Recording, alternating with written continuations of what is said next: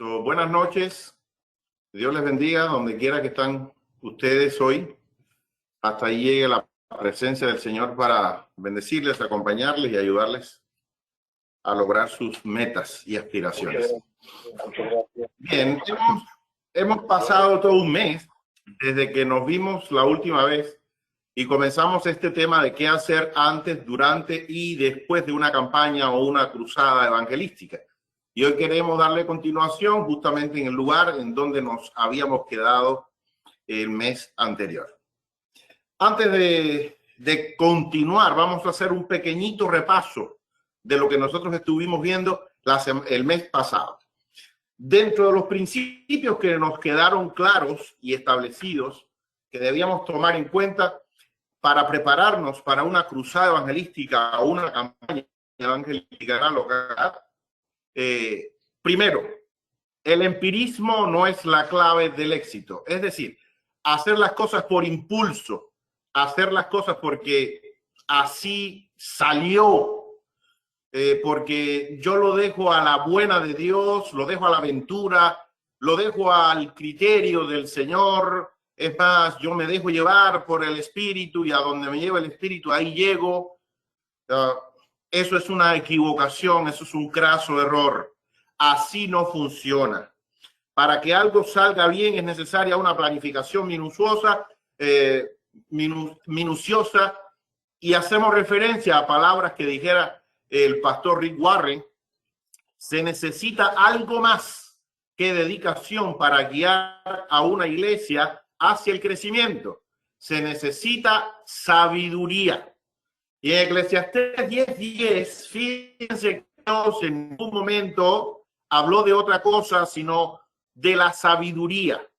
No es solo cuestión de dedicación, no es cuestión de ninguna otra cosa que sean provechosas para dirigir. No habló de las cosas que tradicionalmente nosotros decimos que eso es suficiente. No, el Señor dijo que con sabiduría es que se dirige el pueblo, es que se guía a su pueblo. De ahí que es tan importante que para cualquier cosa que hagamos, usemos la sabiduría.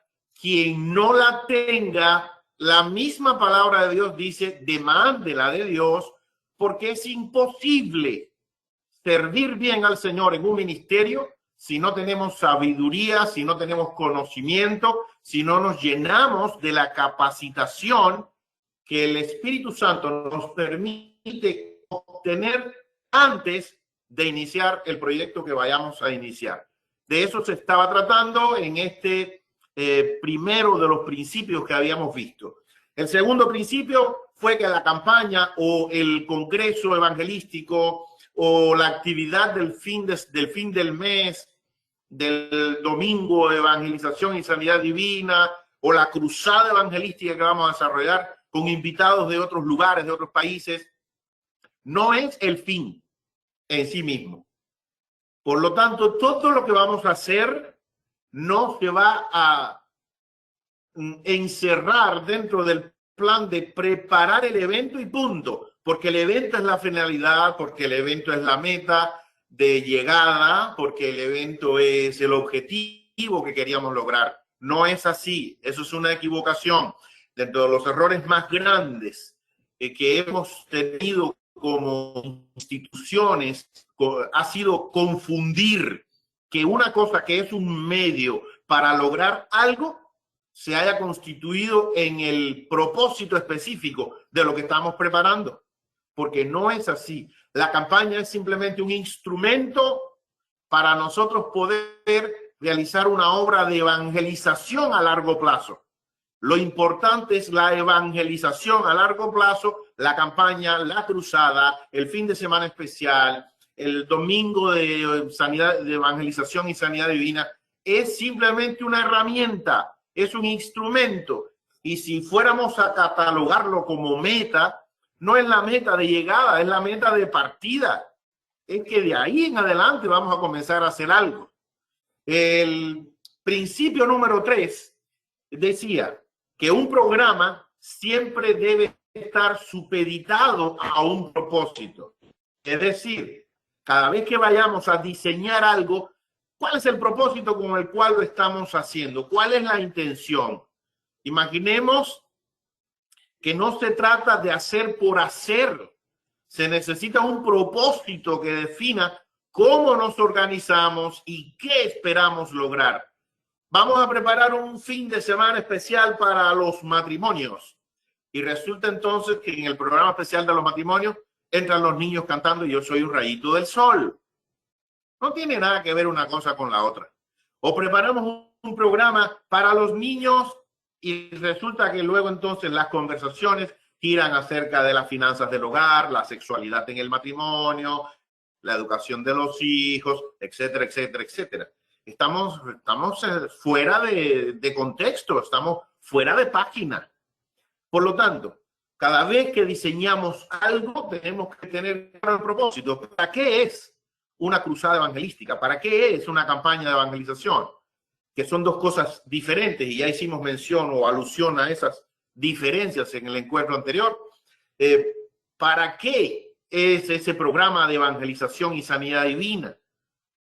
¿Para qué? Todo debe estar girando alrededor del objetivo para el cual se ha diseñado el evento que se ha preparado.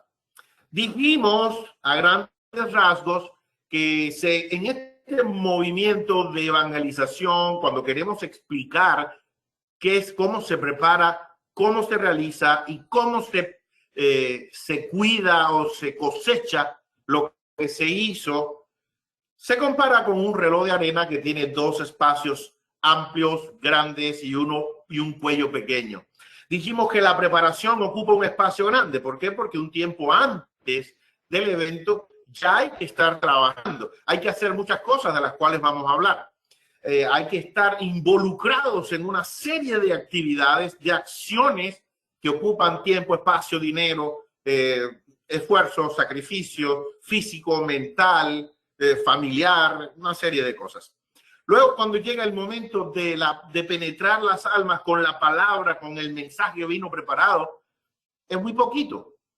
Muchos meses de preparación para una semana de cruzada, para un fin de semana de campaña, para un día de evangelización y sanidad divina. Imaginemos, es solamente un espacio pequeño. Luego llega el momento de preservar lo que se logró con ese evento. Eso ya requiere tiempo. Normalmente se juzga que debe ocupar aproximadamente 2 años para poder terminar de cosechar todo lo que se sembró en ese evento. 2 años aproximadamente, según dicen los textos. Bueno, por eso entonces lo estamos comparando. Utilizamos gráficamente un reloj de arena. Habíamos dicho que en el aspecto número 1, que es la etapa de la preparación, ¿qué cosas sabíamos que debíamos tomar en cuenta? Jesucristo, que es el maestro por excelencia, comparó la labor del evangelio con la de un agricultor. Bien, él puso algunas parábolas como que el reino de los cielos es semejante a un sembrador que salió a sembrar y nos pone ese ejemplo que lo vemos en el libro de Mateo acerca del sembrador que salió a sembrar. Para sembrar se necesitan 3 cosas. La primera de ellas es tener la tierra para sembrar. Y la segunda de ellas es tener la semilla correcta, la semilla apropiada. Y en tercer lugar es preparar las condiciones para la siembra. Preparar todo el terreno para poder sembrar.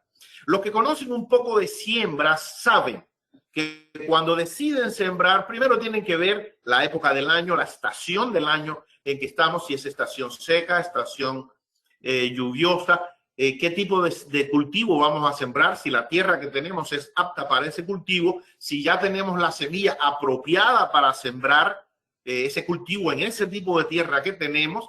Y una vez que ya tenemos definida que sí, que la tierra es buena para tal tipo de cultivo y que tenemos la semilla correcta para ese tipo de cultivo, entonces decimos, ahora vamos a romper la tierra. Al romper la tierra se vuelca toda la tierra, se revuelve, se rompe toda la tierra y las raíces de la hierba que está allí se expone al sol y se quema, se seca la raíz al estar expuesta al sol, y eso mismo luego sirve de abono. Luego viene y se cruza, eso lleva otro tipo de herramienta. Ya no es la misma que se utilizó para romper la tierra, sino es otra que es para romper los terrones y desbaratarla y poner la tierra suave. A veces hay que cruzar la tierra más de una ocasión. 2 ocasiones, 3 ocasiones, eso llena de aire la tierra, eso expone la raíz que puede haber quedado, eso hace que la semilla que había caído, no había germinado, quede expuesta al sol e igualmente se queme y la tierra queda suave, libre de contaminaciones de hierbas, para entonces con otra herramienta, que es el arado, poder surcar y luego entonces poder sembrar. Todo eso hay que hacer en la etapa de la preparación después que habíamos definido que la tierra es buena, que la semilla es la apropiada y entonces había que preparar las condiciones para esa tierra. Bien, entonces ahora sí entramos en lo que nos habíamos quedado y hablemos en primer lugar de la tierra. Lo primero que se necesita para poder sembrar es la tierra, eso es obvio. Aunque existen hoy en día organopónicos y algunos tipos de cultivo que son en agua, y que las raíces quedan expuestas, pero eso sirve para sembrar lechugas, por ejemplo, que es en lo que se hace. Pero si vamos a sembrar papas, boniatos, olvídelo, no va a funcionar. Así que por más que alguien pudiera decir, bueno, hoy se puede sembrar en el aire. No es cierto. Puede sembrar lechuga con agua corriente y demás, pero más nada. Si quieres sembrar trigo, cebada, si quieres sembrar un boniato, un camote, como se le dice en algunos lugares, o patata dulce, no funciona. Y si quieres sembrar una planta de mango, de guayaba, de pera, de uva, no funciona. Necesitamos la tierra, definitivamente.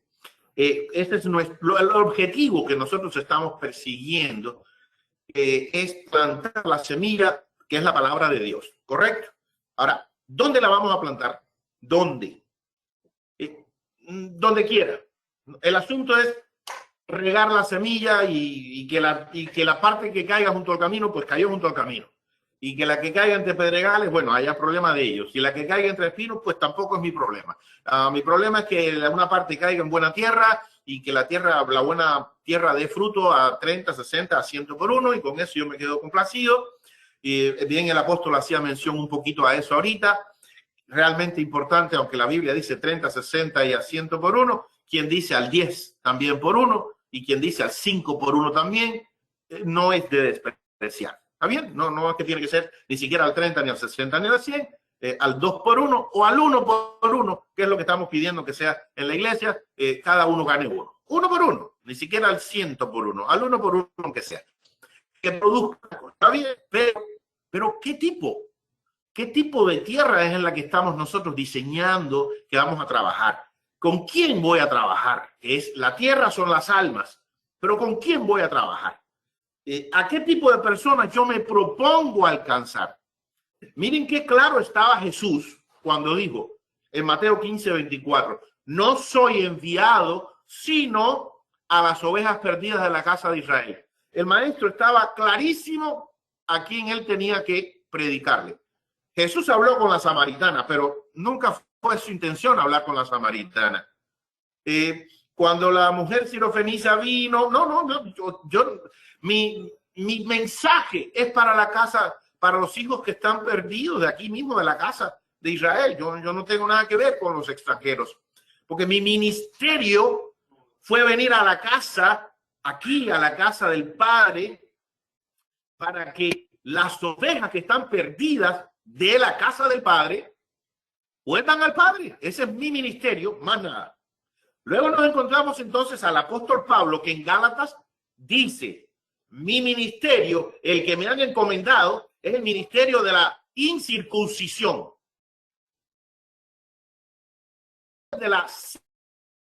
Yo no trabajo con los judíos. Y no es que yo desprecie al judío que vino a mí, pero ese no es mi ministerio. Yo no trabajo con judíos.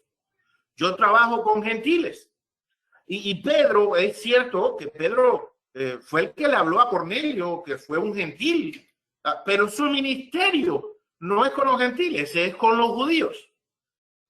Así que si yo veo en las escrituras que tanto Cristo como Pablo, y hasta el mismo Pedro, aunque no es el que habló, sino Pablo, pero cada uno de ellos estaba claros estaban claros en qué es el ministerio que el Señor les había entregado, qué tipo de tierra es la que ellos iban a trabajar. ¿Qué tierra trabajaba Jesús? Las ovejas perdidas de la casa de Israel.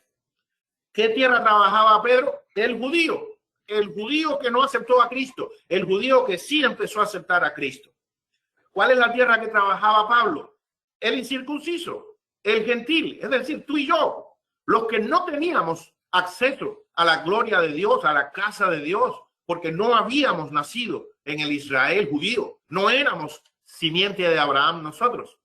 Y para nosotros entonces Pablo tenía su ministerio. ¿Para quién nosotros tenemos un ministerio? Individualmente, individualmente. Esto no es cuestión colectiva, no es cuestión colectiva. Es yo como individuo en mi congregación, con qué tipo de personas, o lo que es lo mismo, qué tipo de tierra en la que yo voy a trabajar. Ese tipo de persona, ese tipo de tierra en la que yo voy a trabajar es la que va a determinar la semilla que voy a utilizar. Y no se asusten, vamos a llegar ahí por si alguno está pensando que la única semilla es el evangelio y que no puede haber variedad de semillas. Está bien, tiene razón, el evangelio es la única semilla, pero déjenme llegar ahí un momentico y me voy a hacer entender mejor lo que quiero decir con esto. Pero es importante, antes de pasar al siguiente punto, que quedemos convencidos, claros, en que debemos debiéramos nosotros individualmente estar conscientes de a qué tipo de personas nosotros vamos a trabajar con ellas, vamos a alcanzar. Ahorita mismo por ahí todavía nadie, probablemente o pocos, puedan definir qué tipo de personas van a alcanzar o qué tipo de tierra van a trabajar. Eso yo lo entiendo. Pero déjenme avanzar y por ahí entonces en el transcurso del tema podremos identificar mejor. Bien, vamos a continuar entonces. Rick Warren, comentando al respecto, dijo: una vez vi una caricatura que describía la estrategia evangelística de muchas iglesias. Charlie Brown estaba practicando al tiro al blanco en el patio trasero de su casa. En lugar de apuntar a un blanco, tiraba una flecha a la cerca de su casa, del patio. Luego se dirigía hasta allí, a donde la flecha había dado, impactado en la cerca y se había encajado en la cerca, y dibujaba un círculo blanco alrededor de donde la flecha había caído. Lucy aparece y dice, en la caricatura, Lucy aparece y le dice: ¿por qué haces esto, Charlie Brown? A lo que Charlie Brown pone sin ningún problema: así siempre doy en el blanco. Es un chiste, pero es la realidad, según vio Rick Warren, el pastor Rick Warren, muy exitoso como pastor, que vio en las iglesias evangélicas, en las iglesias cristianas. Lanzan flechas al aire a cualquier lugar, y si alguna por casualidad le dio a alguien, dice: tú ves, ese era el blanco, porque nunca se sentó a pensar primero a qué tipo de blanco yo quiero alcanzar. Lamentablemente, esta lógica se encuentra tras los esfuerzos evangélicos de la mayoría de las iglesias. Nosotros arrojamos flechas para derecha y para la izquierda, y si alguien golpeó, bueno, existe muy poca planificación o estrategias detrás de nuestros esfuerzos, y no apuntamos a ningún blanco específico. Simplemente trazamos un ojo de buey alrededor de cualquier persona a la que alcanzamos y consideramos entonces que ese había sido nuestro blanco. Este es un enfoque del evangelismo increíblemente insensible. Traer personas a Cristo es una tarea demasiado importante como para tener una actitud tan casual. Yo quiero poner algún ejemplo. En mis años como profesor en una escuela donde yo di clases, estuve por 4 años dando clases, yo hice amistades con los demás profesores que habían allí en la escuela. En mi capacidad como siervo de Dios, en mi interés por evangelizar a alguien, yo puedo definir que no me es un problema conversar con maestros. ¿Por qué? Porque al hablar con maestros, yo puedo interactuar con ellos, puedo establecer relaciones sociales con ellos, puedo hablar de temas que son comunes entre ellos y yo, que si los exámenes, que si las calificaciones, que si el avance de los muchachos, que si los conflictos con los padres, y de ahí caigo en las escrituras y hablamos de maestros y cuántos maestros hubo en la Biblia y cuántas personas fueron consideradas maestros y cómo a Jesús le decían maestro y por qué le decían maestro y que él mismo dijo, ustedes me dicen maestro y me dicen señor y dicen bien porque yo lo soy. Y caemos en el tema hablando de las escrituras porque yo tengo definido el tipo de tierra con la que voy a tratar y me he preparado para hablar con ese tipo de tierra, con ese tipo de persona. Si yo soy constructor, qué fácil es crear relaciones con los que venden materiales, con los que son constructores también, con los que trabajan en otras ramas de la construcción y podemos interactuar entre temas que son comunes para nosotros. Es una estrategia cómoda para romper el hielo y comenzar a tratar con ese tipo de personas. Pero ya sabemos cuáles son los conflictos que enfrentan ellos en su día a día. Y cuando yo sé cuáles son los conflictos que enfrenta un constructor, yo puedo presentar el mensaje de Jesucristo a la medida de ese constructor, a la medida de ese maestro, a la medida de ese médico, a la medida de ese científico, a la medida de esa ama de casa, los conflictos que vive, porque es su responsabilidad entonces la limpieza, el cuidado, la atención, la cocina, los muchachos y la escuela, las tareas de la escuela, la compra en el supermercado. Son cosas que yo debo conocer y yo debo enfocarme en eso para poder hablarle a la persona de tal forma que me pueda comprender y de esto vamos a hablar un poquito más en lo próximo. Pero estoy definiendo el tipo de persona con el que yo quiero tratar. Estoy definiendo el tipo de tierra en el que voy a trabajar. Porque eso va a definir la forma en que voy a presentar el mensaje.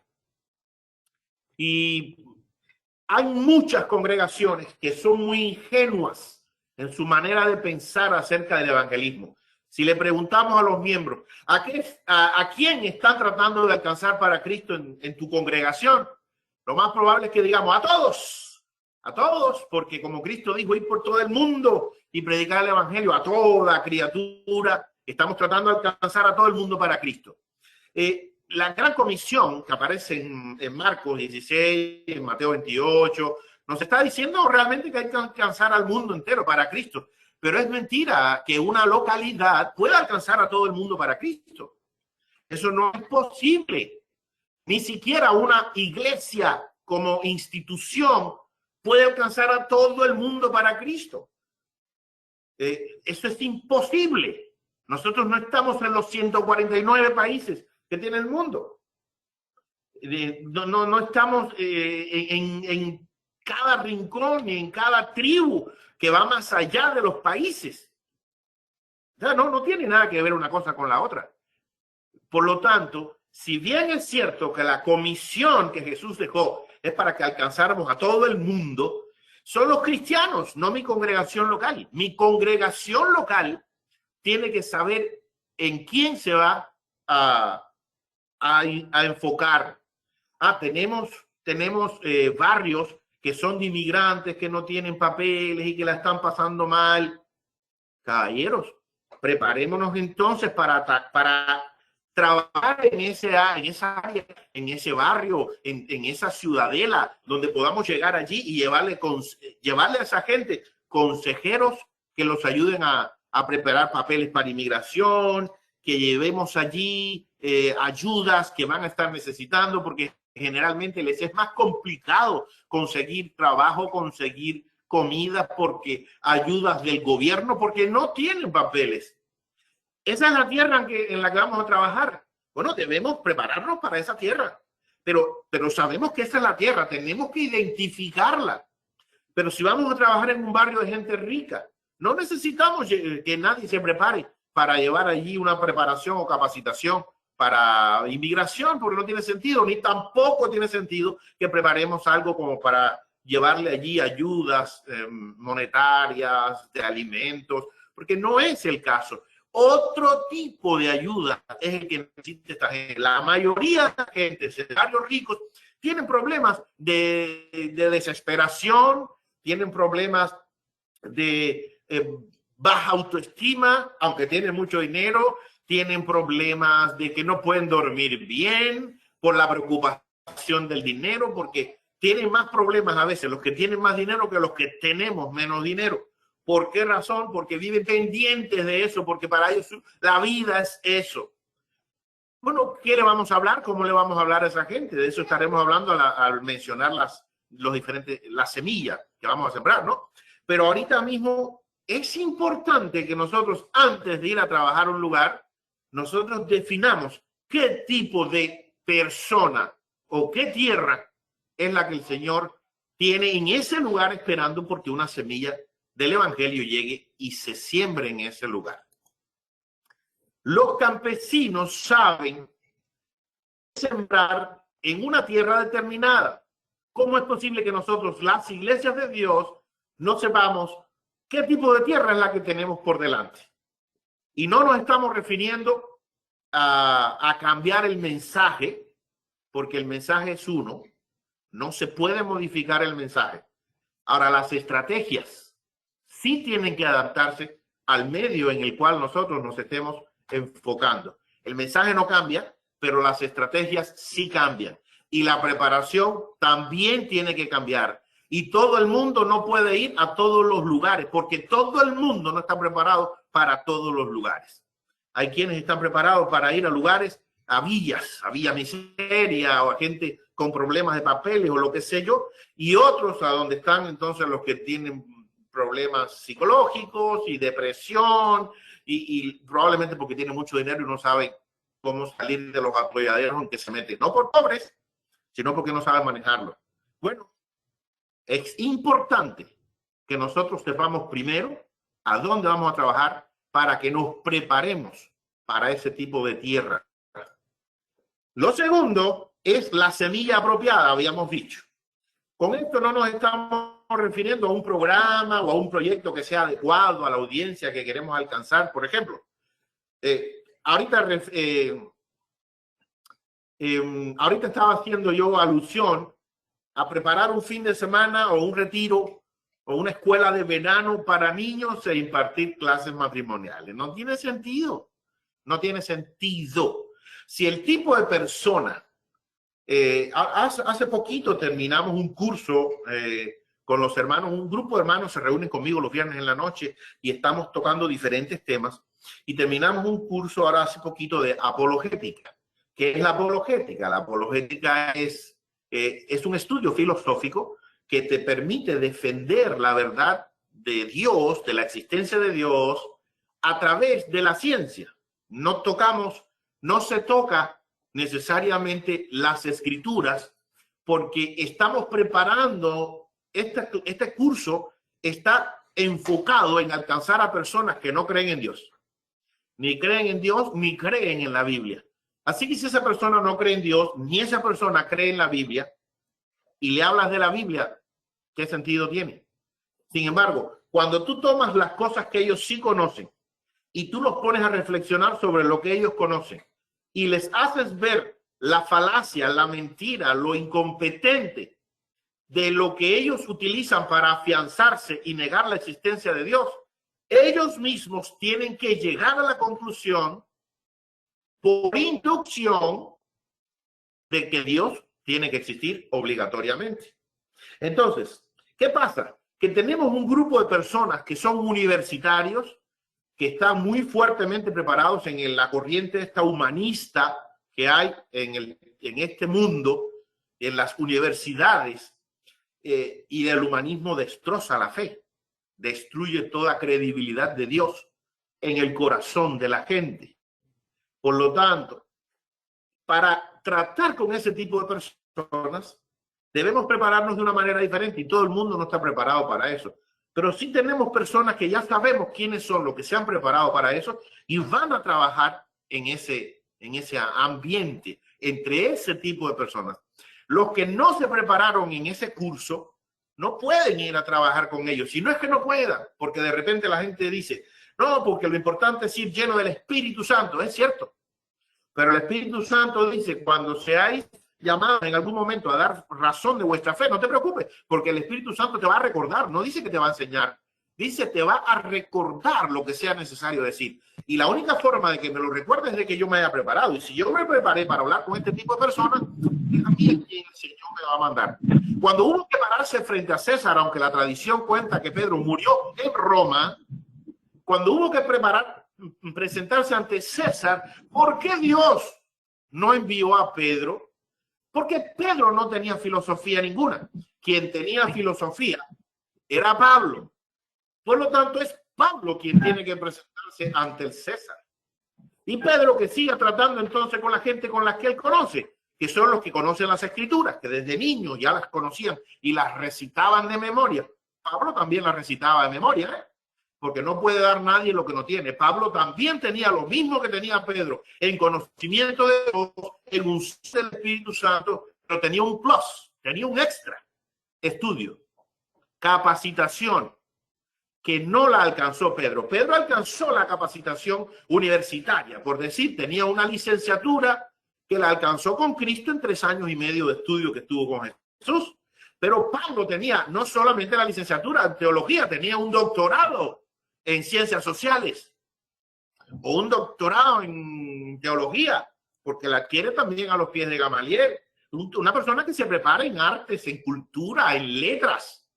Y esa persona es la que se puede presentar frente a un rey, frente a un emperador. No fue Pedro, fue él. ¿Por qué? ¿Por qué no se presentó a Aarón frente a Faraón? Y fue Moisés. Moisés es la persona que Dios elige para que guíe al pueblo, aunque Aarón es el sacerdote, es el que intercede por el pueblo, es el que ofrece sacrificios. Ni de los hijos de Moisés, ni de nadie de la descendencia de Moisés, nadie ocupa ningún papel o puesto de liderazgo dentro del pueblo de Israel. No, Aarón y su familia. Aarón y su familia. Y de la tribu, los levitas, todos los demás tienen ministerios allí. ¿Y por qué a la hora de presentarse frente a Faraón fue Moisés? La persona. ¿Y por qué dirigir el pueblo? Moisés.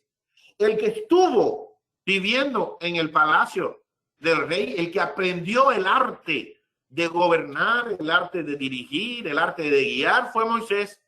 El que guió las ovejas de su suegro por 40 años en el desierto fue Moisés. Aprendió a defender las ovejas que no eran de él, porque los otros lo único que hacían era el trabajo bruto de hacer ladrillos. Más nada. Hacer ladrillos, hacer ladrillos, hacer ladrillos, hacer ladrillos. No, este aprendió el arte de defender las ovejas, de cuidar las ovejas que no eran de él, caminar por el desierto. Dios lo elige a él, que tiene esa preparación. Y no es que Aarón no pudiera ser usado, es más, Aarón sirvió como si fuese las manos y la boca de Moisés. Y Moisés sirvió como si Moisés fuera la boca de Dios. Pues cada uno tuvo un papel diferente, un rol diferente, apuntando a una tierra diferente. Miren cómo funciona. Desde las escrituras nosotros vemos que Dios ha separado a la gente según su capacidad para el tipo de tierra donde va a trabajar, con el tipo de personas con las que se va a codear y a las que puede influir o influenciar positivamente.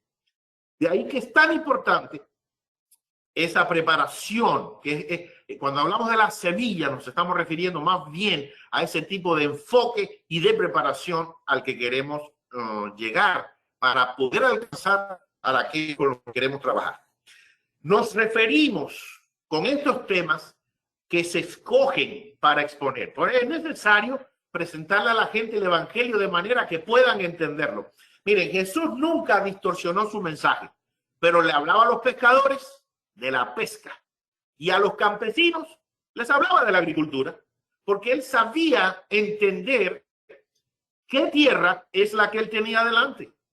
Por lo tanto, ¿qué lenguaje iban a entender ellos? El mensaje no cambió nunca, pero las técnicas, las palabras sí cambiaron. Luego de pensar a quienes estábamos más capacitados para alcanzar para Cristo, intencionalmente fuimos detrás de esa gente. Cuando planeamos un esfuerzo evangelístico, Siempre tenemos un blanco específico en mente. La Biblia termina nuestro mensaje, pero nuestro blanco, es decir, las personas a las que queremos alcanzar, eso determina cuándo, dónde y cómo vamos a comunicar el mensaje que extraemos de la Biblia. Estas son palabras de Rick Warren, el mismo pastor que escribió el libro Una iglesia con propósito.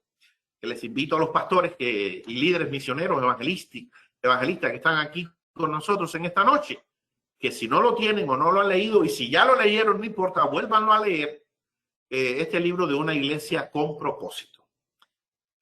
Sus palabras: intencionalmente fuimos detrás de las personas que ya definimos, tenemos gente capacitada para tratar con ellos. A esas los vamos a perseguir. Pueden haber muchas otras personas, pero si no tenemos gente capacitada para alcanzarlos, ¿para qué lo vamos a hacer? Les voy a poner un ejemplo simple. Con dos preguntas. Les voy a poner dos preguntas. ¿Será que en las iglesias nuestras, evangélicas en sentido general, pero particularmente soldados de la cruz de Cristo, estamos condenados a no tener nunca a ninguna persona rica en la iglesia nuestra? Siempre tenemos que ser gente común, normal, clase media, media baja, gente pobre. Ese es el único tipo de persona que nosotros tenemos que alcanzar. No podemos nosotros nunca intentar alcanzar a gente rica. Pero ¿cómo vamos a alcanzar a gente rica si nosotros nunca nos preparamos para tratar con ellos? Los temas que hablan ellos, las conversaciones que ellos hablan, los lugares donde ellos van, nosotros no los frecuentamos nunca. Jamás vamos a poder encontrarnos con una gente rica para compartir un tiempo con ellos y para poder alcanzarlos y para traerlos a los pies de Cristo, porque no tenemos ningún tema de conversación ni nada en común con esa gente. Es un problema. Otra pregunta: ¿por qué nosotros no podemos alcanzar nunca a un sordomudo? ¿Cuándo fue la última vez que nosotros nos propusimos? Es que vivimos en los Estados Unidos y ni siquiera tenemos los cultos en inglés. Eso dice mucho. Una iglesita por acá, una iglesita por allá. Aquí en Kingwood se da un domingo al mes el programa en inglés. Sé que en Forward se da también algún programa en inglés, alguna cosita así. Los jóvenes de Miami, cuando estaban abiertos allí, se reunían también todos los meses y tenían su programación que la hacían en inglés, en el comedor.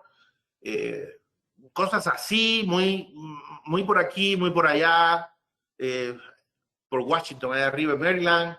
Algunas cositas sí. Pero, a ver, sordomudos.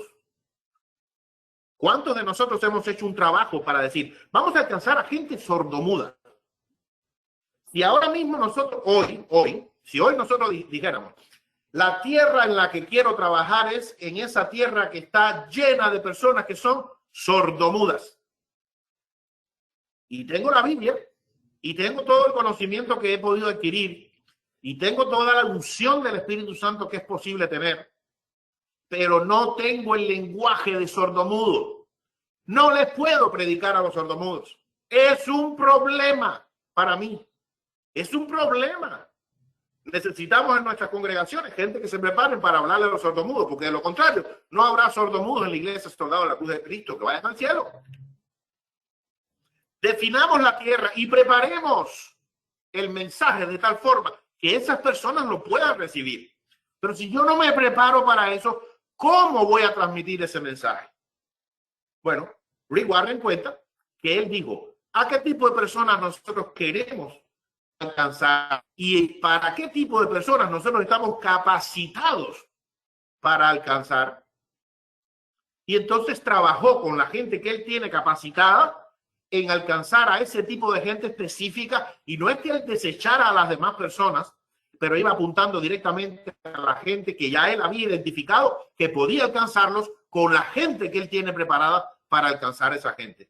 Entonces es más efectivo el trabajo. Es más efectivo ese trabajo porque ya sé a quién quiero lograr alcanzar con mi mensaje y la gente que ya las tengo preparadas para llevar ese mensaje a ese tipo de personas. Ojalá me esté haciendo entender. De todas maneras, recuerden que vamos a tener siempre la oportunidad para hacer preguntas. El punto número 3. hay que preparar las condiciones para la siembra. Hay que prepararlas, como conseguir la semilla, como preparar el campo, que es lo primero que habíamos dicho también que había que hacer, prepararlo, romper la tierra, cruzarla, ararla, sembrarla, abonarla, todo eso hay que hacerlo. Bueno, ¿qué tipo de condiciones debemos realizar para la preparación? La primera es la preparación espiritual. Debemos recordar que en una campaña de evangelización o en una cruzada evangelística o un domingo de evangelización y sanidad divina, para que sea efectiva, no es simplemente el fruto de un buen trabajo ordenado, eficiente, capacitado, lleno de conocimiento, de preparación. No, no es eso solo. El éxito principal descansa en el trabajo que nosotros hacemos con las almas, que es el resultado de la gracia soberana de Dios actuando a favor del hombre. Estamos hablando de un mundo que es espiritual. Tratar con las almas es un mundo espiritual y no podemos ir desarmados. Hay que tener una preparación espiritual, hay que estar activos espiritualmente.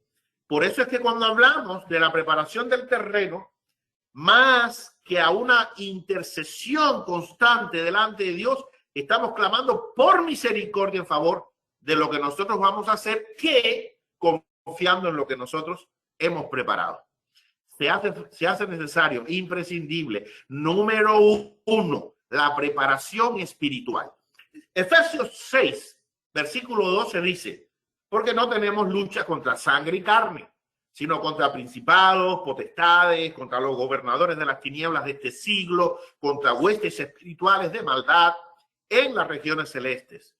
La lucha nuestra es espiritual.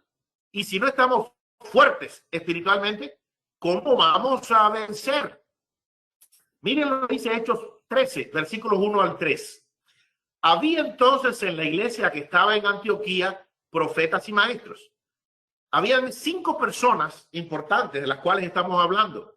Estaba Bernabé, conocido de todos nosotros. Estaba Simón, que era de Níger, o conocido como Níger, porque era de allá, de Nigeria, que no se conoce más que esto. Estaba Lucio de Cirene, también estaba Manaén, que había sido uno que se crió junto con Herodes el tetrarca, y estaba Saulo de Tarso, el que nosotros conocemos. ¿Qué hacían esta gente? Ministraban al Señor y ayunaban. Ellos andaban trabajando misioneros, trabajando en el ministerio y estaban ayunando, es decir, llenándose de Dios. Y como el ayuno, es decir, uno puede orar sin ayunar. Eso está bien, no pasa nada. Puedes ayunar y no tienes, puedes orar, perdón, y no tienes que ayunar. Lo que no puedes hacer es ayunar y no orar. Así que si esta gente, estos 5 hombres de Dios, estaban ocupados en el ministerio, no andaban ociosos esperando que el Señor les revelara dónde ir ni qué hacer. No, ellos estaban atendiendo el ministerio y al mismo tiempo estaban llenándose espiritualmente. Por eso entonces el Espíritu Santo pudo hablar y dijo, apártame a Bernabé y a Saulo para la obra que los he llamado. Estaban ocupados ellos espiritualmente, estaban llenando sus copas de unción con el ayuno y con la oración, y en medio de eso el Espíritu Santo los llama. Pero después que el Espíritu Santo los llama, ¿qué hicieron entonces los demás que estaban con ellos? Dice que ayunaron y oraron, les impusieron las manos y luego los despidieron. Miren cómo es. Antes del llamado, preparación espiritual. Porque los llamaron, preparación espiritual. Y luego, ese ministerio especial para el cual el Espíritu Santo los había llamado. Eso es lo que está queriendo decirnos hoy a nosotros, es planificación. Nadie puede hacer algo exitoso sin planificación. Pero por más que hayas planificado, lo que vas a tener es simplemente un esqueleto si no estás lleno de la unción y el poder del Espíritu Santo. De ahí que es importante que prepararnos para esa siembra, cuando estamos preparándonos para la campaña, para la cruzada evangelística, para el evento de evangelización y sanidad divina. Si no nos preparamos en ayuno y oración, nadie puede dar lo que no tiene. ¿Cómo vamos a dar poder del Espíritu Santo si no estamos llenos de poder? ¿Cómo vamos a impartir unción si no tenemos? ¿Qué hicieron aquellos que encomendaron a la gracia de Dios a Bernabé y a Saulo? Les impusieron las manos, les imponían las manos como un acto de bendición sobre la vida de ellos. ¿Podemos nosotros imponerle las manos a las personas que van a salir a evangelizar? Debiéramos poder hacerlo. La gente que van a salir a evangelizar tienen un llamado de Dios por el Espíritu Santo que los ha apartado para un ministerio especial. Debieran poder tener ese llamado de Dios. ¿Y cómo pueden recibir ese llamado si primero no estuvieron preparándose y llenándose para provocar a Dios a que su mirada de gracia caiga sobre nosotros y nos envíe a un ministerio? Si nosotros no nos estamos preparando para ese ministerio, es como una madre o una futura madre que ya sabe que porque se casó, que ya sabe que porque está embarazada, va a tener que dar a luz una criatura. Y está diciendo, bueno, mira, aquí es Dios el que controla, el que diseña el acto ese de la fecundación del óvulo con el espermatozoide. Nosotros hicimos la parte que nos tocó hacer a nosotros, pero el milagro de la vida, el milagro del feto creándose, formándose, el milagro de ese feto creciendo dentro del útero de la madre, eso es Dios que lo controla. El milagro del nacimiento, eso es Dios quien lo controla. Nosotros no podemos controlarlo. Así que Dios dirá lo que viene después y lo que pase. Cuando nazca la criatura, ya veré dónde lo acuesto, ya veré qué ropa le pongo. Mentira, no es así. Aún en las familias más pobres, en las más pobres, la mamá y el papá, y los abuelitos y la tía y el cuñado, la sobrina, todo el mundo cuando sabe que estás esperando un bebé, ya entonces empiezan a ayudarte y empiezan a preguntarte cómo estás y cómo te sientes y qué tienes ya, y ya tienes la ropita que le vas a poner para sacarlo del hospital materno, y que si la cuna donde lo vas a acostar, y que si el biberón para que le dé la leche. Todo eso lo preparan los padres antes de que la criatura nazca. Así mismo es. Si nosotros sabemos que hemos sido llamados para evangelizar al mundo, a nuestro alrededor, a nuestro entorno, que ese es nuestro mundo, a nuestro entorno, pero no nos preparamos, ¿cómo puede el Señor prepararnos para un parto de almas? No puede. No puede. El Señor no nos puede dar a nosotros hijos espirituales para los cuales nosotros no nos hemos preparado, no hemos trabajado para capacitarnos y prepararnos para saber cómo tratarlos, para saber cómo atenderlos. Por eso es que hemos visto que en muchas ocasiones viene la gente, el Señor los trae y luego se nos van. Pero la justificación no es nosotros no estábamos preparados para atenderlos. No, la justificación es cayó entre espinos, cayó entre pedregales, cayó junto al camino y nos justificamos con eso. Créanme, los que cayeron junto a pedregales, es nuestra responsabilidad ponerle tierrita arriba para que aunque estén piedras, algo dé. Y el que cayó entre espinos, es nuestra responsabilidad cortar el espino. Y para eso el Señor nos ha llamado. ¿Ustedes creen que los que siembran en el campo no arrancan las espinas para que las plantas que sembraron crezcan fuertes, saludables y traigan frutos? ¿Ustedes creen que no hay campesinos que el terreno que tienen, gracias a Dios, tienen el terreno, pero que el terreno que tienen es un terreno pedregoso y les toca sembrar allí la malanga, les toca sembrar allí el boniato, la papa, porque no tienen otro terreno? Ese es el que tienen. Que les va a costar más trabajo, es cierto, pero ese es el terreno que tiene para sembrar y producir, para alimentar a su familia. Tiene que levantarse antes que el que tiene un terreno llano, suavecito, cómodo, con tractores y equipos eléctricos o equipos de petróleo, de combustible para moverse, arar. No, él tiene que arar con bueyes o tiene que arar con asadón, pero tiene que hacerlo. A uno les cuesta más trabajo, a otros menos, pero mientras mejor preparado esté, más cultivos va a poder atender y más y mejor cosecha va a poder cosechar. Para eso hay que prepararse. La preparación de los obreros que son usados en la campaña es importante y es de lo que hemos estado hablando todo este tiempo. Cada persona que se necesite para la campaña debe ser adiestrada en el área en que trabajará. Hablamos primero de lo espiritual. Ahora estamos hablando de capacitación para algo. Me remonto al tema que les expresé antes. ¿Será que algún día podremos alcanzar nosotros a la gente que son sordomudas?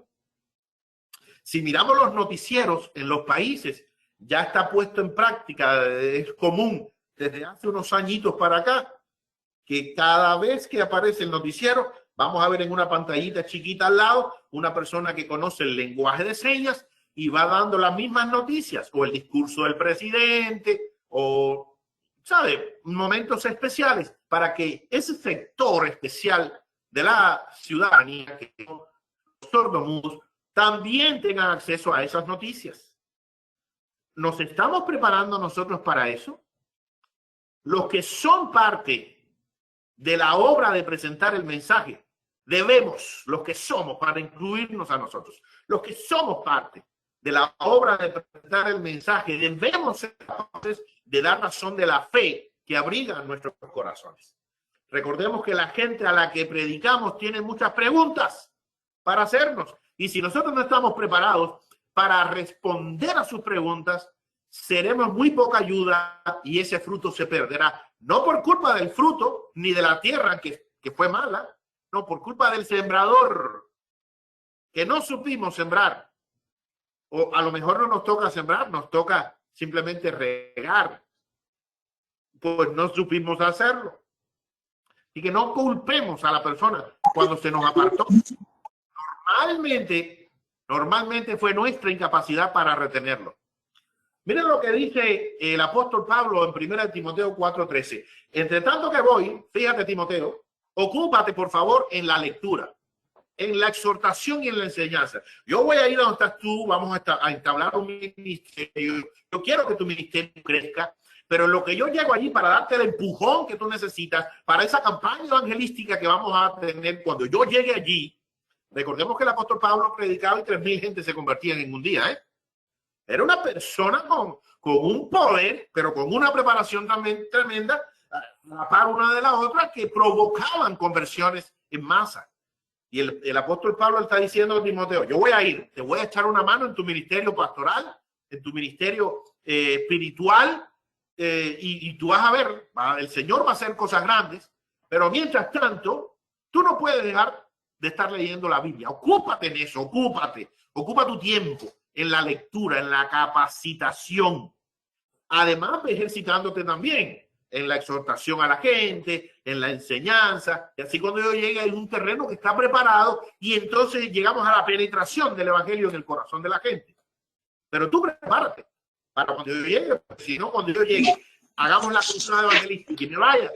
¿Qué va a pasar si el pastor, el líder misionero, no está capacitado para hacerle frente a las almas que queden al cruce de la cruzada por ahí o de la campaña evangelística? A ver, en primera de Pedro 3:15 dice el apóstol Pedro, sino santificad a Dios, el Señor, en vuestros corazones y estad siempre preparados para presentar defensa con mansedumbre y reverencia ante todo el que os demande razón de la esperanza que hay en vosotros. Mis hermanos, creer en Dios no es suficiente para pararse y defender el por qué creo en Dios. No, yo necesito estar preparado para poder decirle a la gente por qué creo en Dios. Yo necesito tener la capacitación suficiente para poder llegar a la gente y decirle, por esto Dios es real, por esto yo creo en Dios. La Biblia dice esto, pero la ciencia demuestra esto. Y el mundo mismo, en la práctica, ha demostrado que no puede vivir sin Dios. Pero yo necesito estar preparado para poder presentar defensa con mansedumbre y referencia, porque la idea no es pelear, la idea no es andar dándose la ínfula de que yo sé más que nadie, pero la intención sí debe ser poder defender lo que nosotros hemos recibido como evangelio. Eso es muy importante. Para luego terminar entonces en lo que es la preparación logística. Ya cuando hablamos de la preparación logística, estamos hablando, bueno, cuánto dinero vamos a necesitar, quiénes van a trabajar con mujeres, quienes van a trabajar en la cocina, quienes van a trabajar en la programación, los músicos, los cantantes, a qué predicadores vamos a invitar a que vengan, cuánto nos va a costar traer a esos predicadores, cuánto nos va a costar la alimentación para ellos, qué ofrenda le vamos a dar a los evangelistas que vinieron. Estas cosas que yo estoy diciendo, puede ser que por nuestra mentalidad, digamos, eso no hace falta. Es probable en nuestra mentalidad nos haga decir eso, pero no es lo que dice la Biblia. La Biblia no dice eso. La Biblia dice que el obrero es digno de su salario y que a los que trabajan en el Señor tienen que tenerlo en doble estima o doble honor de honorario. Hay que pagarles bien, hay que ayudarlos, hay que hacerlo. ¿Está bien? Porque nosotros estamos en nuestra vida normal, hacemos nuestro dinerito, vivimos en nuestras casas y cooperamos con un evento, pero los que viven sirviendo porque su ministerio es ese, ellos tienen que vivir y sus familias tienen que vivir y sus casas tienen que comer igual que comemos nosotros en la nuestra. Así que todo eso está incluido dentro de la preparación logística de la cruzada, de la campaña, del fin de semana especial, del día de, bueno, el aceite santificado que vamos a usar para orar por los enfermos, las personas que van a venir a orar, en lugar de estar improvisando ahí, tú. No. ¿Quiénes son los que van a orar por los enfermos? 2 meses antes, 3 meses antes, ya yo tengo que tenerlos definidos. Y de la misma manera en que yo invito al predicador, también tengo que invitar a los que van a orar por los enfermos. Porque los que van a orar por los enfermos, yo quiero que la campaña, que la cruzada, que el evento marque la vida y el corazón de la gente y los enfermos de verdad se sanen. Y este género no sale si no es con ayuno y oración, no ese día. No, los 2 meses antes que lo llamé y lo invité con una carta oficial para que sea parte de los que van a orar por los enfermos al final del programa, de cada culto de los que vamos a dar. Esa persona necesita prepararse espiritualmente, porque ¿cómo va a reprender y echar fuera el demonio si no está preparado? Hemos tenido en estos años que hemos estado involucrados en las cruzadas que hemos dado en diferentes países, hemos tenido testimonios visibles de lo que hace Dios y lo que hace el diablo también. En Chile se nos dio el caso de que terminando en una plaza en la predicación nos trajeron a una muchacha brasileña que oráramos por ella, y mientras estábamos orando por ella el demonio se manifestó y la tiró contra el piso. Yo pensé que le había rajado la cabeza porque chocó su cabeza contra la orilla de la acera de ahí en el parque, directo así contra el concreto, contra el cemento. Los que estábamos allí presentes, que bueno, que los que estábamos ahí presentes, unos cuantos estamos esta noche aquí conectados, pueden dar fe de lo que vimos ese día y cómo el Espíritu Santo pudo más que la fuerza del demonio. Pero créannos, estuvimos preparándonos, y conste que probablemente no nos hayamos preparado todo lo bien que debimos habernos preparado, porque creo que siempre hay un poquito más que pudimos haber hecho y al final no lo hacemos. Pero si no vamos preparados, ese testimonio no hubiese pasado, porque nadie da lo que no tiene. Eso es definitivo. Finalmente, al terminar la campaña, la cruzada, el evento evangelístico, que es la etapa de la penetración del evangelio en el corazón de las almas, llegamos, que es muy cortico tiempo, es una semana, 3 días, 4 días nada más, y ahí se acabó. Llegamos entonces a la etapa de la conservación. Y cuando caemos en la etapa de la conservación, ahí es donde comienza el trabajo. Si ustedes creen que el trabajo duro fue en la preparación, o que el trabajo duro fue en esos 4 o 5 días, una semana de cruzada, y se terminó. No, recuerden que esa es la partida. Ahora en la conservación es que empezamos a trabajar con la gente. ¿Y cómo lo vamos a hacer? Donde la mayoría de personas se confunde es en ver la campaña o la cruzada como un maratón hacia el que se corre solo con el propósito de romper el listón, la cinta esa que te ponen en la meta de llegada. Pero la pregunta, si se ve de esta manera, es, bueno, ¿y después qué? Y después que llegamos a esa meta de haber hecho el evento, ¿qué? ¿Qué va a pasar luego? Una vez concluida la campaña, el trabajo recién es que va a comenzar. Aquí vamos a ver a continuación algunos consejos prácticos para el trabajo posterior a una campaña. Los nuevos convertidos son como los bebés recién nacidos, que necesitan un cuidado especial. Y sin este cuidado, muchos de ellos mueren. Y lo peor del caso es que a veces nosotros culpamos, como ya dije, a la tierra y decimos, no era buena tierra. Equivocados. No es así. Todas las iglesias, todas las congregaciones, todas las instituciones que se precien un poquito de evangelizar, debemos tener un programa permanente para cuidar a los nuevos convertidos. Nosotros en muchas ocasiones desatendemos a los nuevos convertidos, incluso desatendemos a las personas que ya estuvieron convertidas y hoy están apartados. ¿Qué programa tenemos para rescatar? ¿Qué programa tenemos para rescatar a los hijos de la iglesia que hoy no están en ninguna iglesia? Porque todavía tú me dices, bueno, se fueron de aquí y ahora están en otra denominación. No me gusta, pero bueno, no puedo ir a sacarlos de allí. Pero ¿qué tal los que no están en ningún lugar? ¿Y qué tal incluso los que, aunque están apartados, no dejan de venir a la iglesia o no dejan de dar sus diezmos? ¿Qué trabajo tenemos con ellos? Es importante que pensemos en qué trabajo hay que hacer después de todo este movimiento. ¿Cómo vamos a cuidar a esos nuevos convertidos? Vamos a darle algunos punticos para que podamos tenerlos en cuenta, tomarlos en cuenta con esas nuevas personas. Lo primero es, anote todos los datos de esa persona. Anote todos los datos de esa persona. Anótelo. La persona va a ver que cuenta para usted como pastor, como líder de evangelización, como iglesia local. Usted va a anotar los datos de esa persona y esa persona siente que haber venido a este evento no pasó por alto, que se le vio, que se le tomó en cuenta, que se notó que él estaba presente. No puede pasar que la persona entre y se vaya sin que se le dé a esta persona el valor que tiene, porque es un alma por la cual Cristo murió, y que esa persona se sienta tomada en cuenta.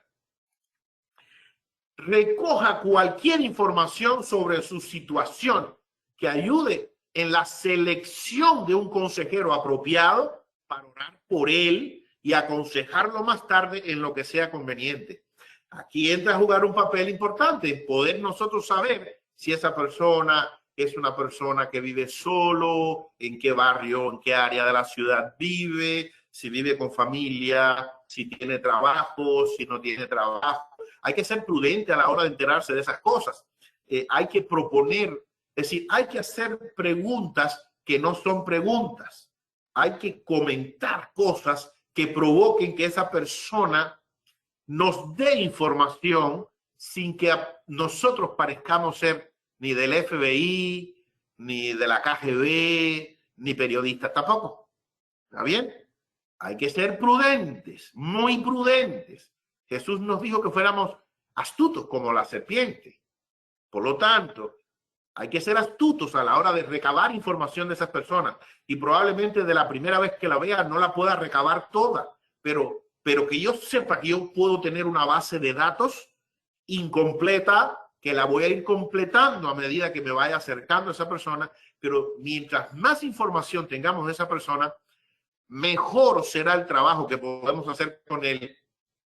Podemos definir qué tipo de personas es la que puede tratar con él. Por ejemplo, a mí el Señor me permitió hacer un posgrado en educación sexual, relación familiar, educación de los hijos, y si de repente estamos en un lugar donde hay una persona que llegó y visitó y sus datos se le tomaron y sabemos que tiene un conflicto en su casa con sus hijos, entonces se buscarían a personas con un poco de capacitación respecto a eso para que trate con ellos. Pero si tenemos a alguien, por ejemplo, que es una persona profesional en psicología o que puede ayudar a cualquier hijo de una familia, que la familia nos dé la información de que el hijo está atravesando alguna crisis, por alguna razón, que si la novia lo dejó, que si la sacaron del colegio porque quedó embarazada de un embarazo no deseado, tenemos un psicólogo que lo puede ayudar. Pues esa persona la orientamos para que trate con esa persona. Pero si no nos enteramos de ese problema, ¿cómo lo podemos ayudar? ¿Ve? Tenemos gente entre nosotros que son trabajadores sociales, que son graduados como trabajadores sociales. ¿Qué mejor que esta persona capacitada con eso, que además también es un ungido de Dios, que además también es un conocedor de la Biblia, para tratar con familias disfuncionales y con problemas sociales? ¿Ven? Qué importante saber esas cosas. Además de que el trabajo pastoral, ese no se va a quitar, pero el pastor va a auxiliarse de este tipo de personas con cierta capacitación para atender asuntos específicos, puntuales en esa familia. Facilítele a esa persona una Biblia o un Nuevo Testamento con salmos. Dele una Biblia o dele un Nuevo Testamento con salmos para que ellos tengan algo ya en qué empezar a leer. Sugiérale que lea los salmos, sugiérale que lea el Nuevo Testamento, comenzando por el Evangelio de Juan. Es el primero que yo recomiendo siempre a los nuevos convertidos que lean, el Evangelio de Juan. Pero ofrézcaselo. Tenga lista en su congregación para ese día esto. Nosotros lo que hemos hecho en muchas ocasiones es que se llevan trataditos, volantes, flyers, como se le diga en distintos lugares, se llevan Biblias, se llevan también porciones de mensajeros editados por nosotros. Algo hay que llevarle. Está bien, buenísimo. Nada sustituye una Biblia. Nada. Es muy bueno, son muy buenos. Todo lo que nosotros podamos darle, los flyers, hay personas que se han convertido por leer un flyer. Hay personas que se han convertido a Cristo por haber leído una porción de un mensajero, ni siquiera el mensajero entero. Una hoja arrancada, suelta, tirada en la orilla del camino, que ha servido para venir de Cristo. Nada es de desechar. Todo es bueno. Pero nada sustituye a una Biblia. Tengamos siempre o una Biblia o un Nuevo Testamento con salmos para ofrecerle a los nuevos. Póngale una persona madura espiritualmente para que lo atienda semanalmente. He visto, he sido testigo presencial, delante de mí, de los conflictos que se han armado entre 4 personas, miembros de la iglesia de una misma congregación, que están yendo en una misma semana a los mismos lugares a evangelizar, y cuando las personas vienen el fin de semana, pelean entonces los inmaduros de 30 años en la iglesia, pelean entre ellos porque es visita mía. Eso, las personas se han desilusionado y de hecho en algunos de ellos ni siquiera quisieron seguir recibiendo en sus casas a algunos de estos. Y porque aún dentro de las casas de ellos han comenzado con la pullita a los demás. Bueno, ¿y qué hace aquí fulano cuando viene? ¿O qué te dice ciclana cuando viene acá y está con ustedes? Y empiezan a querer sacar inmadurez. Y además de inmadurez, un pésimo trabajo pastoral. Porque un buen trabajo pastoral, con una buena organización evangelística, con un buen ministerio de evangelización en la localidad, nadie tiene por qué entremezclarse con el trabajo misionero de los demás. Nadie. Personas maduras atienden a personas que están recién convertidas, que están recién comenzando a visitar o que conocen a la iglesia hace 700 años, pero no han dado el paso. Personas maduras. Maduros espiritualmente para que lo atiendan. Y la congregación debe estar enseñada que si ven a esa persona que vino, cuando se pueda, la mano y un abrazo, ahora mismo con el codo, con el cubreboca puesto y con todo lo que vaya a pasar en los lugares donde ya se pueden congregar en algunos lugares. ¿Qué tal? ¿Cómo estás? Dios te bendiga. Y se acabó, porque esa persona tiene un mentor espiritual, tiene un evangelista que lo está atendiendo y no podemos interferir ni en el método porque todos tenemos métodos diferentes. El mensaje es el mismo, pero el método es diferente. Cada maestro tiene su librito y eso hay que respetarlo. Eso hay que respetarlo. Lo único que no se puede cambiar es el mensaje. Pero la metodología es libre. Cada quien puede utilizar la que más resultados le dé. Ahora, eso sí, tiene que dar resultados, mi hermano, porque si tu metodología no me dio resultado en 2 meses, en 3 meses, te voy a pedir que la cambies. No, llevo toda la vida haciendo esto, pues llevas toda la vida con pésimos resultados. Y si no, analicémoslos para que veas. Así que el problema no está en ti, sino en el método que tú usas. El problema no está en el Espíritu Santo, sino en la manera en que tú predicas o en la manera en que tú evangelizas. No funciona, mi hermano, no funciona. Ah, que en otro tiempo funcionó, pero ya no funciona. Hace muchos años yo tuve un par de zapatos buenísimos que me los regaló Hernán Rangel. Preciosos esos zapatos. Pero el pie mío creció medio centímetro más. Ya no me sirve. No me sirvieron más. Y tuve que desecharlos, estando nuevos, buenos todavía. Y ya punto está, se acabó, no me sirve. Pero sí está muy bueno, le va a servir a otro lo va a usar. A otro ese método todavía le va a servir, pero a ti no te sirve más. Debemos ser tan maduros espiritualmente que debemos darnos cuenta que cuando dejó de funcionar y hay que buscar otro. Más nada. Matricule a esa persona en un estudio sobre la vida cristiana. La vida cristiana. Vamos a estudiar la Biblia, pero en el estudio de la Biblia vamos a incluir también sobre la vida cristiana.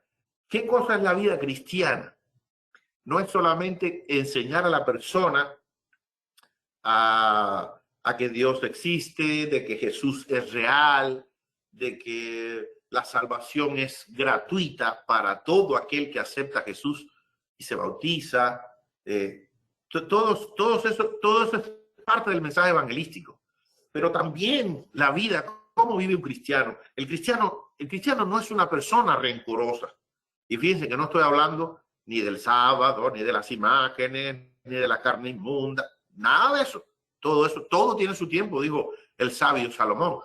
Todo tiene su tiempo y lo que se tiene su momento. Y ese no es el momento.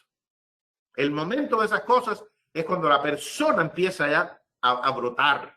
Pero ahora mismo, no es nada de eso. Pero sí, así se le puede hablando. La persona que ha conocido a Jesús, aunque todavía no sea una persona convertida y bautizada, comprometida con Cristo, ni tampoco comprometido con la iglesia, pero esa persona ya puede ir dando fruto de que en su vida están pasando cosas buenas.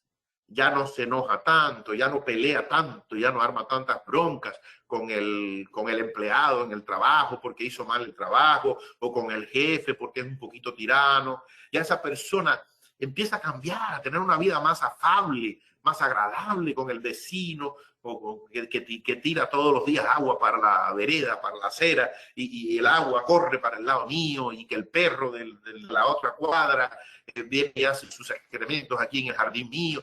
Tranquilo, sigue sin gustarme eso, pero ya yo debo manifestar que Jesús está trabajando conmigo. Eso es un estudio sobre la vida cristiana. Miren qué interesante. El número 6, envíele el día siguiente de haber venido una carta del pastor o del evangelista que vino a predicar para felicitarlo y estimularlo. ¿Cómo? Con sugerencias en cuanto a la lectura de la Biblia, como es: te invito a que leas tal capítulo o tal versículo en la Biblia que te mandé. Si te fijas, te subrayé o te marqué en amarillito unos versículos que están en tal libro y en tal capítulo. Lo puedes buscar incluso en esta página del libro para que lo leas. Está muy interesante. Yo quería que ya que estabas en tu casa y se acabó el evento, que por lo menos en tu casa lo puedas leer. Le damos la dirección de la iglesia, el horario de los cultos, el teléfono al cual puede comunicarse con la iglesia para solicitar oración, etcétera. Al día siguiente, ¿sabes? Al día siguiente. Yo tengo una tía de mi esposa que ella fue miembro de la iglesia nuestra, hija de fundadores de la iglesia, bautizada por el apóstol Dadillo. Ella vive en Estados Unidos y después que llegó de Cuba, vino para acá, para uno de los estados Unidos. y estuvo en la iglesia como 6 meses. Nadie se le acercó a preguntarle nunca quién tú eres, de dónde vienes, y conste que ella estaba vestida como una miembro de la iglesia. Se fue en unas vacaciones a casa de una amiga en otro estado de los Estados Unidos, bastante distante. Esa amiga es de otra iglesia. Ella se pasó una semana allá y el domingo fue a la iglesia de su amiga. Ella llegó el martes de regreso a su casa. Y cuando llega el martes de regreso a su casa, tenía una carta del pastor de aquella iglesia donde estuvo el domingo. Una carta de esas que son express, que llegan en 24 horas, que tienen aquí un costo de como $11. Le llegó la carta dándole las gracias por haber participado del programa, invitándola, esto mismo que decimos aquí, a leer la Biblia, a reunirse en alguna iglesia que le quedara cerca a su casa, donde se predicara exclusivamente a Jesucristo. Y le da 2 o 3 consejos sobre qué tipo de iglesia ella debe visitar. Hoy en día está visitando una iglesia que no es la nuestra. Es un caso que estoy contando, triste, doloroso. Pero aquí no estamos tratando de encubrir, estamos queriendo abrir el corazón a la gente para que nos demos cuenta que el diablo utiliza nuestras fallas, para dañar a los demás. A gente que ya estaban aquí, gente que ya estaban salvas, que ya estaban a buen recaudo dentro de nuestra congregación. Y hoy están adornando el jardín de otro jardinero o de otra institución, pudiendo estar acá. ¿Por qué? Por falta de estos detalles. Ojo con eso. Dentro de los 2 días siguientes, alguien, esta persona que dijimos anteriormente que debe ser una persona madura en el evangelio, debe visitarlo o llamarlo por teléfono. Hoy en día visitarlo es medio complicado, pero llamarlo por teléfono nunca está mal visto. Un mensaje de WhatsApp o de Telegram, que se está usando mucho ahora, solamente para decirle, estoy orando por ti, tengo pendiente la petición de oración que hiciste, quiero que sepas que no se me olvida y lo tengo presente delante de Dios. Pero si hay alguna otra cosa en lo que necesites que oremos por ti, por favor, déjame saberlo. Y ya está, con un mensajito, una llamada. A veces el mensajito primero es más efectivo que la llamada, porque la llamada no siempre la pueden atender, pero el mensaje siempre lo pueden leer. Y lo pueden leer en el momento en que lo puedan leer. Y por ahí mismo, a lo mejor con mensajes, podemos ajustar una llamada. Pero estamos hablando 2 días, 3 días después de haberle enviado la carta a nombre del pastor o del evangelista que fue invitado. Después de 3 semanas, envíele una segunda carta del pastor, dándole ánimo, recomendándole que lea la Biblia, que ore, que estudie el curso para el cual se le invitó a participar, etcétera. Y por último, anímelo a testificar a favor de Cristo y motívelo a que asista a los estudios o a los cultos y que también lleve a otros invitados. Pero recuerden que cuando esto se vaya a poner, hay que ponerlo que nunca parezca que es una orden, que nunca parezca como que es una obligación, una imposición, o que si no lo hace, pues entonces no está bien visto. Que así no funciona. Así no funciona el reino. Seamos cuidadosos en ese sentido. Y estamos concluyendo con estas reflexiones. Cuando la comunidad ha sido conmovida por una campaña, por una cruzada, por un evento evangelístico y de sanidad divina, tenemos muy buenas perspectivas inmediatas para el evangelismo. Los nuevos amigos y los parientes de los que han sido alcanzados, salvados o han sido sanados, van a estar más abiertos sus corazones para recibir el evangelio. ¿Quién sabe cuántos de los que han asistido a la cruzada, a la campaña, necesitan solamente una visita, un empujoncito más espiritual para decidirse por Cristo. Conservar los resultados no afecta solo a los convertidos, es también para todos aquellos que en la campaña les ha alcanzado de algún modo. ¿Qué quiere decir? Que han pasado en ocasiones hasta más de 2 años cuando una persona finalmente ha llegado a los pies de Cristo y nos testifica en una cruzada que ustedes hicieron en tal año. Yo pasé, yo estuve allí, yo me fui y eso se quedó trabajando en mí y ahora que me los vuelvo a encontrar, yo quiero tener una relación más estrecha con ustedes. Y es algo que pasó y uno dice, no, ya, los frutos que iba a dar ya se recogieron y ya no dio más nada. No, sigue funcionando. Y otros, no, yo no pude ir, pero yo vi que mi tía, mi hermano, mi sobrino fue y he visto el cambio que ha habido en él y yo quiero de eso también. Y yo sí nunca estuve en la campaña esa o en esa cruzada. El asunto es que entendamos que todos estos movimientos evangelísticos que hacemos, organizados y bien preparados, no solamente afectan a los que participaron y que aceptaron a Cristo. No. Eso sigue trabajando en el corazón de los que no aceptaron a Cristo y abre interés en otros que ni siquiera pudieron estar ahí en esa fecha porque ven el testimonio de aquellos que sí estuvieron. Las congregaciones pueden abrir escuelas bíblicas familiares, que serían los grupos pequeños saludables de estudios bíblicos y de oración. O también pueden abrir obras de extensión en varios sectores de la comunidad. Esto demanda la movilización, el adiestramiento de toda la iglesia, exige oración, sumisión al Espíritu Santo, y después Él hará a través de nosotros lo que jamás podríamos nosotros haber hecho solos. Dios cuenta con nosotros para llevar ese evangelio a los que nos están rodeando y enviarlo a los que están mucho más allá de nosotros, que nosotros ni siquiera nos damos cuenta.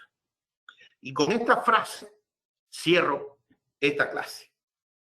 El profesor y doctor Pastor Cacao dijo, es mi convicción que ninguna iglesia es demasiado joven como para no tener que desarrollar una visión misionera. Y ninguna iglesia es demasiado pobre como para no poder apoyar un programa misionero. Las dos justificaciones que más comúnmente nosotros ponemos. ¿Somos una iglesia muy joven o somos una iglesia muy pobre? Ni por joven, ni por pobre. No hay justificación a los ojos del Señor. Creo que comenté en la primera parte de la clase, cuando nos reunimos anteriormente, del testimonio de un pastor de visita en otra congregación cuando le invitaron a conocer a un grupo de miembros de la congregación, hasta que llega un joven, el pastor le dice al pastor invitado, mira, este joven es recién convertido en la iglesia, es de los nuevos frutos que hemos estado cosechando para la gloria de Dios. El pastor invitado le pregunta al joven, ¿cuánto tiempo llevas en los caminos del Señor? Llevo 3 meses, fue la respuesta que él le dio. ¿Y cuántas almas has traído a los pies de Cristo? Bueno, pero solo llevo 3 meses. ¿Cómo voy a tener almas ya aquí a los pies de Cristo? Solo llevo 3 meses. A lo que el pastor le pregunta, ¿cuándo empieza a dar luz una vela? Bueno, en el momento en que se enciende.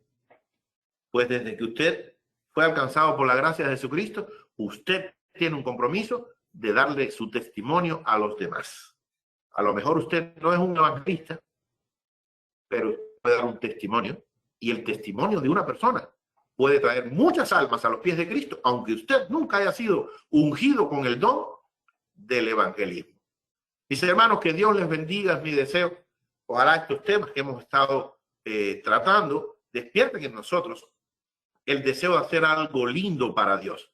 De hecho, yo sé que queremos hacer algo lindo, pero probablemente hasta que hablásemos temas como estos, sí sabíamos que lo queríamos hacer y sabemos que existen cosas lindas, pero ¿cómo lo hacemos?